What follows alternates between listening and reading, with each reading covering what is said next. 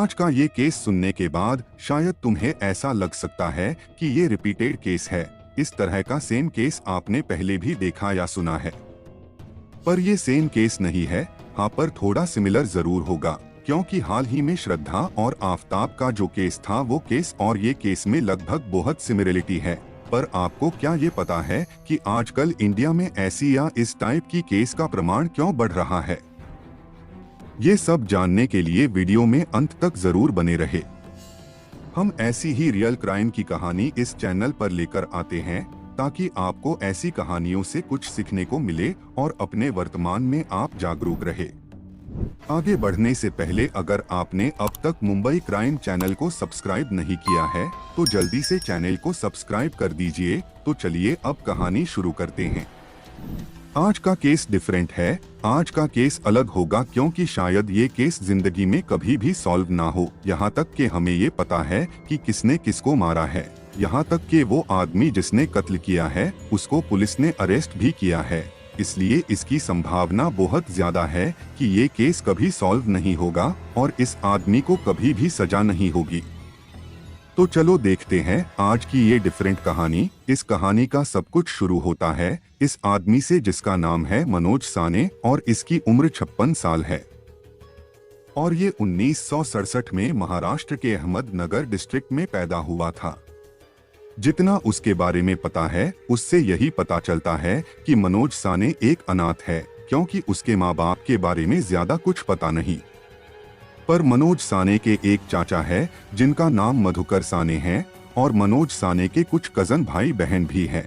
लेकिन माँ बाप ना होने के वजह से, कोई सपोर्ट ना होने के वजह से मनोज साने के शुरू के जो दिन थे, मतलब स्कूल टाइम के जो दिन थे, वो काफी ज्यादा मुश्किल भरे थे। पर मनोज पढ़ाई में बहुत ही ज्यादा तेज था। मनोज ने अहमदनगर में ही अपना स्कूल कंप्लीट करने के बाद वहीं पर ITI इंडस्ट्रियल ट्रेनिंग इंस्टीट्यूट से टेक्नीशियन का कोर्स किया था। मनोज साने को अपने आप पर बहुत भरोसा था। उसे पता था कि उसे आसानी से अपने स्किल के थ्रू, अपने नॉलेज के थ्रू कोई ना कोई जॉब तो मुंबई में मिल ही जाएगी।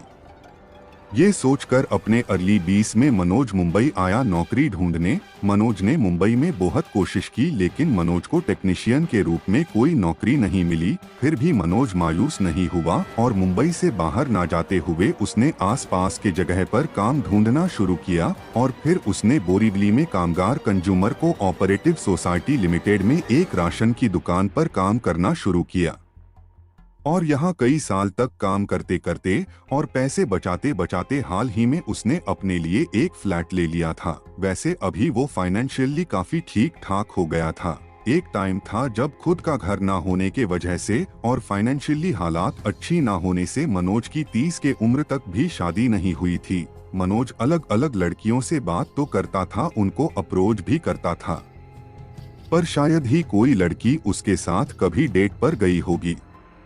पर हाँ, मनोज की कभी भी शादी नहीं हुई, ये बात पक्की थी। पर मनोज एक लोनर या फिर ऑकवर्ड आदमी नहीं था, क्योंकि वो अपनी दुकान में भी ग्राहकों से काफी अच्छे से बात करता था और आजू बाजू में भी वो कुछ गिने चुने लोगों से अच्छे से बात करता था। और इन्हीं इंटरेक्शन में से एक इंटरेक्शन मनोज का था सरस्वती वैद्य से। सरस्वती वैद्य 32 साल की थी और 1991 को सेम मनोज की तरह ही अहमदनगर में पैदा हुई थी। और बस इसी कॉमन जगह को लेकर, मतलब अहमदनगर को लेकर दोनों के बीच में बात शुरू हो गई थी। फिर धीरे धीरे ये दोनों रोज मिला करते थे। सरस्वती ने अपने जिंदगी के बारे में मनोज को स्पष्ट करते हुए बताया कि कैसे वो पहले पढ़ाई में अच्छी नहीं थी और कैसे सरस्वती ने 10वीं में फेल होने के बाद स्कूल ही छोड़ दिया था और उसके बाद ही सरस्वती अहमदनगर से मुंबई आई थी काम ढूंढने। सरस्वती की बातें सुनने के बाद मनोज भी सरस्वती से अपनी बातें शेयर करने लगा कि वो अनाथ है और उसकी ज्यादा कोई फैमिली नहीं है। तो फिर सरस्वती ने भी बताया कि वो भी अनाथ है और ऑलमोस्ट सेम मनोज की तरह ही वो भी मुंबई आई थी काम ढूंढने। लेकिन जब कोई बड़ा काम नहीं मिलने की वजह से सरस्वती छोटा मोटा काम करने लगी। इतनी ज्यादा सिमिलैरिटी होने के वजह से दोनों एक दूसरे के भी काफी क्लोज आ गए थे और इसी वजह से उन दोनों की नॉर्मल बातचीत बदल गई एक रिलेशनशिप में और फिर दोनों ने एक दूसरे को डेट करना शुरू किया। लेकिन सरस्वती काफी यंग थी और नेक्स्ट स्टेप्स के लिए मतलब अपने रिलेशनशिप को और आगे बढ़ाने के लिए मनोज ने सोचा अगर हम दोनों साथ ही रहे तो हम दोनों के लिए ही बेटर होगा। और फिर मनोज ने अपना बोरीवली वाला फ्लैट रेंट पर चढ़ा दिया। ऑब्वियसली मनोज के काम के साथ ही उसे इस रेंट से भी काफी अच्छे पैसे मिलने लगे। पर मनोज का मोटिव ये था कि उसे एक नया स्टार्ट करना था। तब सरस्वती के साथ मनोज साने ने 2015 में एक 2 BHK फ्लैट लिया इन गीतानगर फेज 7 मीरा भायंदर रोड में, और ये लोग वहाँ जे विंग में 704 नंबर फ्लैट में रहने लगे। अब उनकी लाइफ बहुत ही हैप्पी और मजेदार चलने लगी। रोज ये दोनों अपने अपने काम पे जाते और शाम को वापस घर आते और ज्यादातर अपना टाइम एक दूसरे के साथ ही स्पेंड किया करते थे। पर ये दोनों भी अपने आप को दूसरे लोगों से बंद करके रखते थे। बंद करना मतलब ये दोनों अपने आप को दूसरों से बहुत रिजर्व रखते थे। मतलब ये दोनों किसी को भी ये नहीं बताते थे कि ये दोनों एक दूसरे को डेट कर रहे हैं, या फिर ये भी चीज नहीं बताते थे कि वो दोनों साथ रह रहे हैं। जब भी कभी सरस्वती अपने काम पर मनोज के साथ जाती थी तो मनोज को वो लोगों से ये मेरे अंकल है ये कहकर मिलाती थी, या फिर कभी मनोज को कोई बाहर सरस्वती से बात करते देख लेता तो मनोज उसे अपनी बेटी बोल के पहचान करवाता था। क्योंकि इन दोनों में 2 सदी का एज डिफरेंस था, यानी कि 20 साल का अंतर था। दोनों भी प्रौढ़ थे, होशियार थे। वो दोनों अपना डिसीजन खुद ले सकते थे। यहाँ सरस्वती 30 की थी तो मनोज 54 का था, तो यहाँ उम्र इतनी ज्यादा मायने नहीं रखती थी। अगर फिल्मों के सेलिब्रिटी से कंपेयर करें तो इन दोनों की उम्र का फासला कुछ नहीं है। पर ये फिल्मी दुनिया नहीं है और ना ही ये दोनों कोई सेलिब्रिटी है, और इन दोनों को ये पता था कि इनका एज गैप समाज के हिसाब से और उनके हिसाब से भी काफी ज्यादा है, और इसलिए अपनी कॉलोनी में जहाँ वो रहते थे वहाँ पर ये अपने नेबर्स को अवॉइड करते थे। ये दोनों लोगों के सामने अपने रिलेशन को छुपाते थे। सोशल गैदरिंग में नहीं जाते थे, नीचे पार्क में किसी से बात नहीं करते थे, अपने नेबर से बात नहीं करते थे जो उनके दरवाजे के सामने रहते थे। इनफैक्ट इनके सामने जो लोग रहते थे उनका कहना था कि उन्होंने कभी 704 नंबर का दरवाजा खुला नहीं देखा था। उस सोसाइटी में किसी को ऐसा लगता ही नहीं था कि 704 नंबर के फ्लैट में कोई रहता भी है। पर ये चीज कोई ज्यादा मायने नहीं करती थी, क्योंकि वो दोनों अपनी ही दुनिया में रहते थे और वो दोनों एक दूसरे में खुश थे। अब 2015 से लेकर 2019 के बीच में इन दोनों ने कहीं मंदिर में जाकर शादी कर ली थी, जिसके बारे में मनोज ने तो ऑब्वियसली किसी को नहीं बताया था, पर सरस्वती ने अपनी एक दोस्त को बताया था और उस दोस्त ने सरस्वती को रोकने की कोशिश की थी। उसने कहा था कि ये सही नहीं है, ये तुझे खुश नहीं रख सकता, ये तेरी दादा की उम्र का है, तुझे तो कोई भी अच्छा लड़का मिल सकता है, तो क्यों अपनी जिंदगी खराब कर रही है। लेकिन सरस्वती पर उसकी दोस्त की बातों का कोई असर नहीं हुआ और सरस्वती ने मनोज से शादी कर ली, क्योंकि दोनों ने एक दूसरे को पसंद कर लिया था। पर इस शादी का कोई एलिजिबल प्रूफ नहीं था, क्योंकि उनका जो मैरिज सर्टिफिकेट है वो पुलिस को अभी तक नहीं मिला था। चाहे उम्र कितनी भी बड़ी क्यों ना हो, दोनों में एटलीस्ट इतना तो प्यार था कि उन्होंने शादी करी है और एक दूसरे के लिए वो कुछ भी करने के लिए तैयार थे।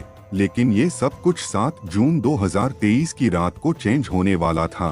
7 जून को मनोज के पड़ोसी को एक बहुत ही ज्यादा अजीब सी स्मेल आई। ये बदबू उस पड़ोसी को काफी दिनों से हल्की हल्की आ रही थी, पर हर दिन बीतने के साथ साथ ये बदबू और बढ़ते ही जा रही थी।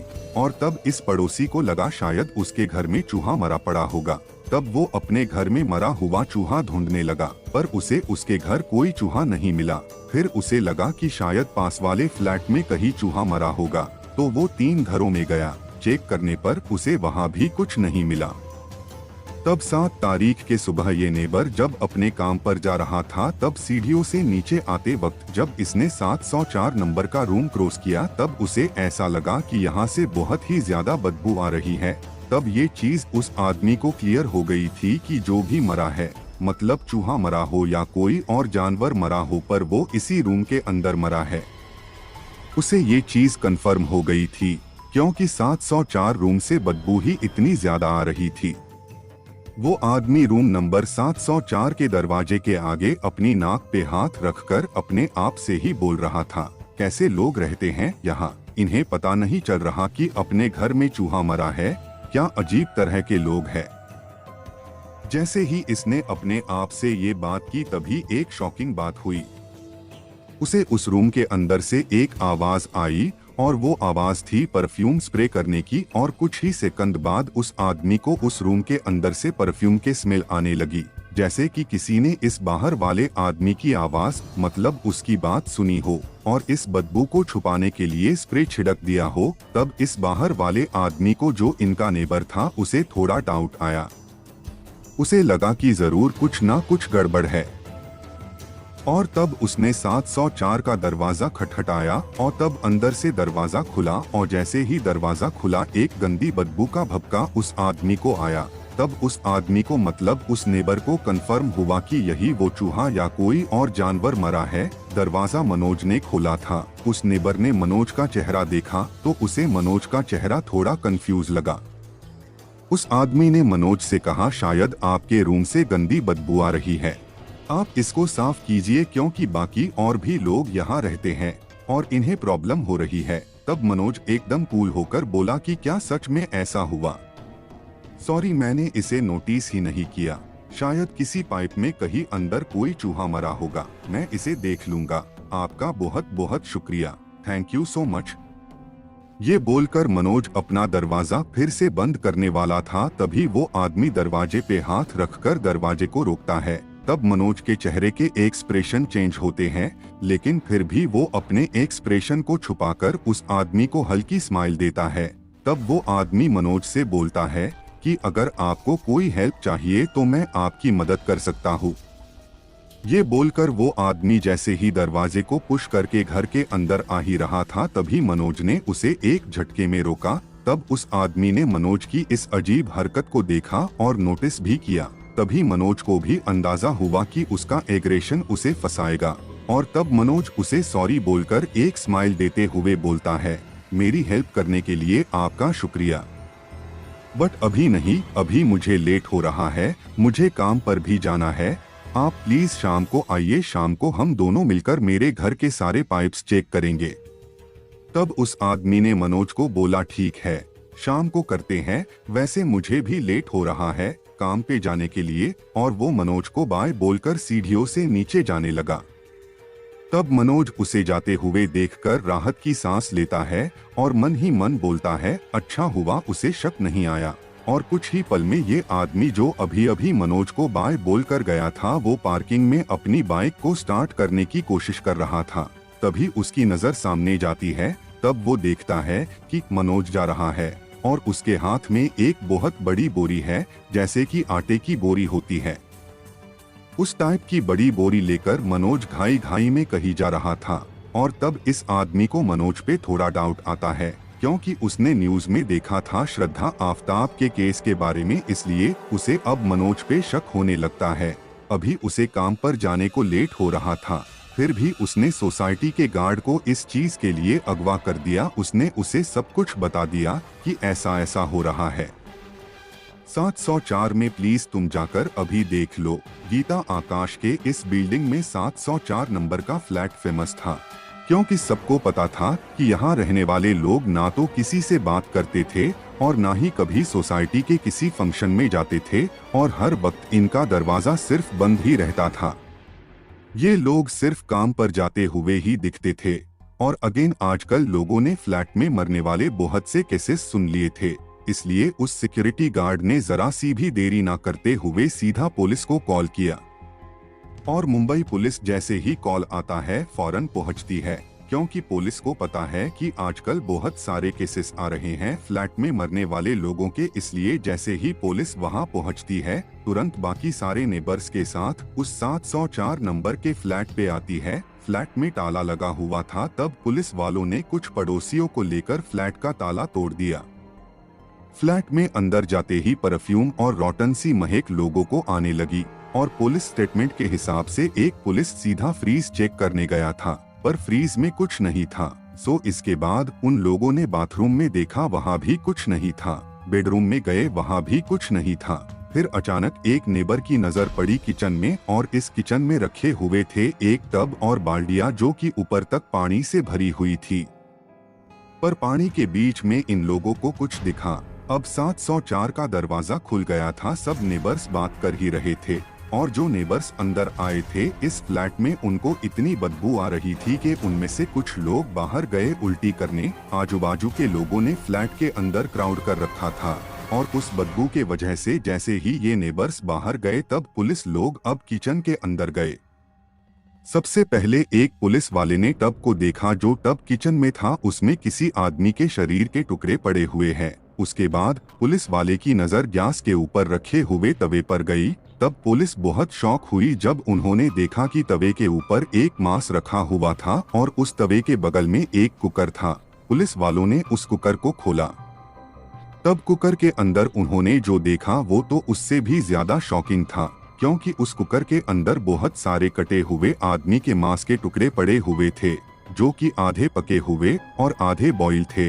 अब पुलिस अलर्ट हुई। उन्होंने अब ढंग से छानबीन करना शुरू किया तो उन्हें बेडरूम में बेड के नीचे कटी हुई बाल की चुटियां मिली थी। सो किचन में मिले हुए मांस के टुकड़े और इस चुटिया से कंफर्म हो गया था कि यहाँ किसी लेडी की मौत हुई है। ये सब जांच पड़ताल करते करते शाम हो गई थी, और इसी बीच शाम को मनोज अपने घर पहुंच गया था और वो ऊपर जा ही रहा था।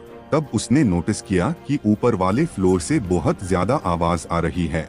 आवाज सुनकर उसे थोड़ा डर लगा और उसने इधर उधर देखने की कोशिश की। तब उसे सोसाइटी के पीछे वाले गेट पर पुलिस की गाड़ियां खड़ी दिखी, और अब पुलिस की गाड़ियां देखकर उसे कंफर्म हुआ कि पुलिस यहाँ क्यों आई है। तब बिना कुछ सोचे मनोज यहाँ से भागने ही वाला था। तभी पुलिस डिपार्टमेंट ने जो बैकअप बुलाया था वो वहाँ आ गए थे, और उसी सिक्योरिटी गार्ड के मदद से उन्होंने मनोज को पकड़ लिया था। ये वही सिक्योरिटी गार्ड था जिसको सुबह काम पर जाने से पहले एक नेबर ने मनोज पे नजर रखने को कहा था। 7 जून को मनोज पकड़ा गया था। 8 जून को ठाणे पुलिस स्टेशन में मनोज से पूछताछ हुई। तब मनोज ने पुलिस को पूरा कंफ्यूज किया, क्योंकि मनोज ने पुलिस को 2 स्टोरी सुनाई। पहली स्टोरी ये थी कि सरस्वती और मनोज यहाँ साथ में रहते थे, और कोरोना टाइम पर मनोज की दुकान बंद हुई थी। इस वजह से उसकी जॉब चली गई थी, और मनोज के जॉबलेस होने के कारण सरस्वती उस पर ज्यादा चिल्लाया करती थी। और कोरोना के टाइम से ही उन दोनों के बीच काफी झगड़े हो रहे थे, क्योंकि मनोज ज्यादातर टाइम कुछ करता नहीं था। इस चीज से तंग आकर सरस्वती ने जहर खाकर अपनी जान दे दी। मनोज के कहने के मुताबिक सरस्वती ने अपनी जान दी थी 3 जून 2023 को। पर तब मनोज बहुत डर गया था। उसे लग रहा था कि लोग यही सोचेंगे कि उसने ही सरस्वती को मारा है। इसीलिए श्रद्धा केस से इंस्पायर होकर उसने धीरे धीरे बॉडी को डिस्पोज करना शुरू कर दिया। और तब मनोज ने 4000 का लकड़ी काटने का कटर खरीदा, और उसने उस कटर से सरस्वती के टुकड़े करने शुरू किए। फिर उनमें से कुछ टुकड़ों को उसने मिक्सर में पीसकर टॉयलेट में फ्लश किया, और कुछ टुकड़ों को उसने कुकर में डालकर बॉयल करना शुरू किया। पर ये सब मनोज जल्दी जल्दी नहीं कर पा रहा था, क्योंकि मनोज की उम्र भी काफी ज्यादा थी। इसलिए उसने तब इन बाल्टियों में एसिड डाला, जिसमें उसने सरस्वती के बॉडी के बड़े बड़े पीसेस उसमें डाल दिए थे।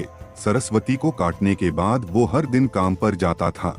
काम से घर वापस आता और सरस्वती के बॉडी पार्ट को कुकर में पकाता।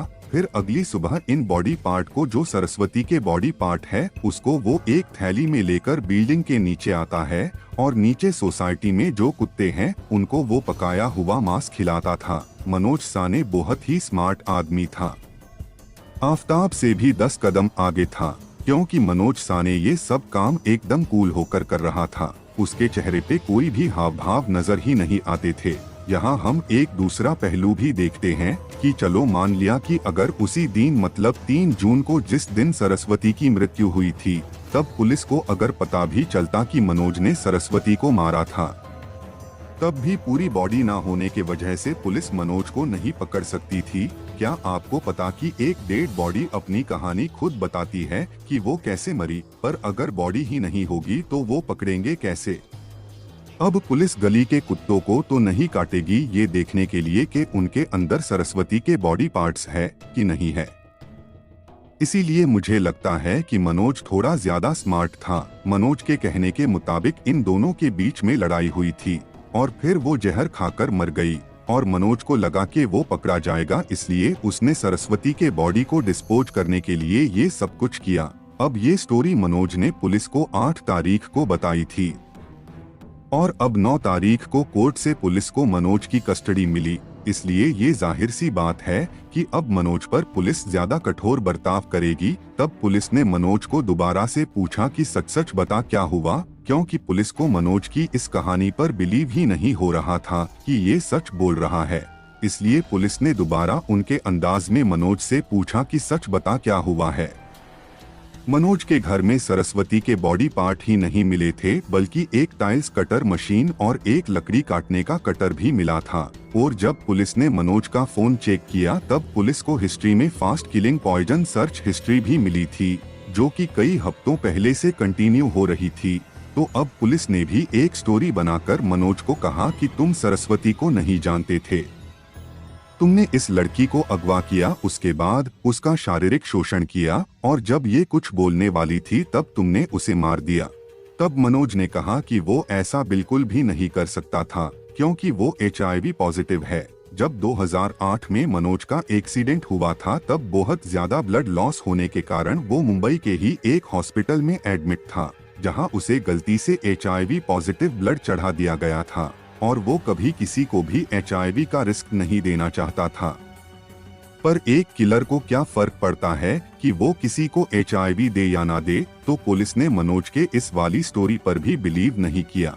और अब आई मनोज की थर्ड स्टोरी। तब उसकी स्टेटमेंट ये थी कि हाँ, उसने ही सरस्वती को मारा था, क्योंकि सरस्वती बहुत ही ज्यादा पॉजेसिव थी। वो हर टाइम शक करती थी, हर बार उसका फोन चेक करती थी। अगर कभी रात को काम से आते समय उसे देर हो जाती तब सरस्वती उसे पूछा करती थी कि तुम कहाँ थे, इतनी देर क्यों हुई। और वो मनोज पे डाउट करने लगती थी कि शायद मनोज का किसी दूसरी लड़की से कुछ चल रहा है। लेकिन क्या ये आपको पता है कि सरस्वती का मनोज के ऊपर शक करना ये सरस्वती के लिए जायज भी था, क्योंकि पुलिस ने जब मनोज का फोन चेक किया तब पुलिस को मनोज के फोन में कई सारे लड़कियों के मैसेज भी मिले थे। पर ये कैसे पॉसिबल है कि एक ओल्ड आदमी को कई सारी लड़कियों के मैसेज आते हैं। आखिर लड़कियां एक ओल्ड आदमी में क्या देखती है, मुझे तो पता नहीं। अगर आपको पता हो तो कमेंट में बताना।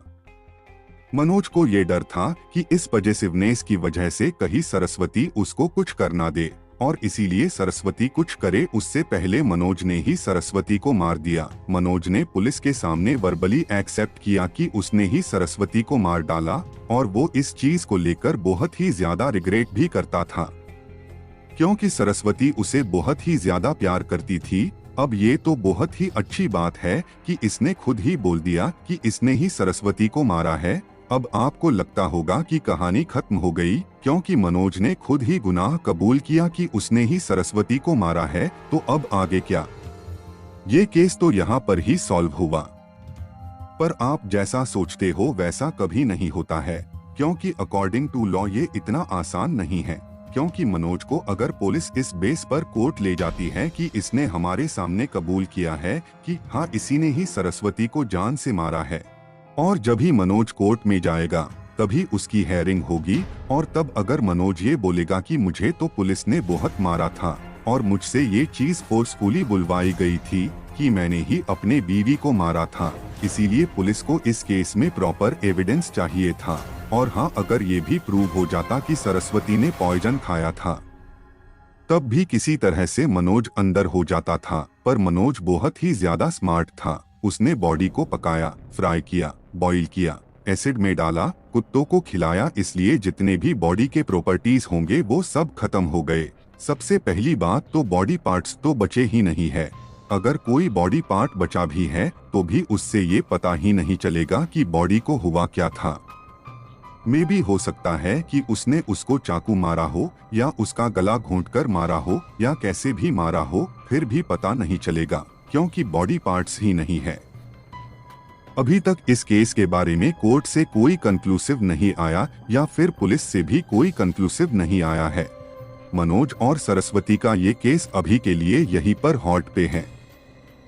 अगर इस केस के बारे में आगे कुछ अपडेट मिलती है तो हम आपको जरूर बताएंगे, और अगर आपको कुछ पता हो तो कमेंट में बताइए। दोस्तों, वैसे तो गुनहगारों को सजा देने का काम पुलिस और अदालतों का है, मगर आपके अनुसार सरस्वती वैद्य के कातिल मनोज साने को क्या सजा मिलनी चाहिए, कमेंट बॉक्स में जरूर बताएं। अगर आपको हमारी वीडियो बनाने की सच्ची लगन और पैशन पसंद आई हो तो इस वीडियो को लाइक करते हुए शेयर भी करें। अगर आपने अब तक इस चैनल को सब्सक्राइब नहीं किया है तो जाने से पहले जल्दी से इस चैनल को सब्सक्राइब कर बेल आइकन दबा लीजिए। मुंबई के क्राइम की दुनिया से जुड़ी ऐसी ही सच्ची कहानियों के लिए बेल आइकन दबाकर नोटिफिकेशन भी जरूर ऑन कर ले। आपका दिन शुभ हो। धन्यवाद।